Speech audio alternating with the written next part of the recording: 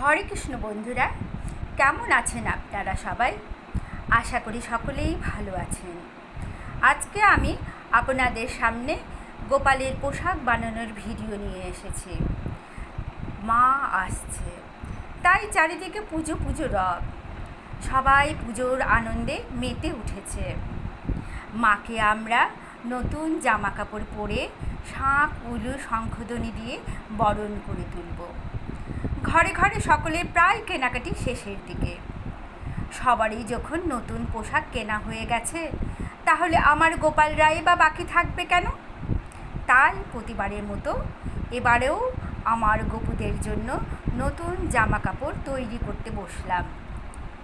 আমার গোপালদের পোশাক বানানোর ভিডিও যদি আপনাদের ভালো লেগে থাকে, তাহলে তাদের জন্য ছোট্ট করে একটি লাইক করে দেবেন। ভালো থাকবেন আপনারা সবাই। দেখা হবে পরের একটি নতুন ভিডিওতে। রাধে রাধে।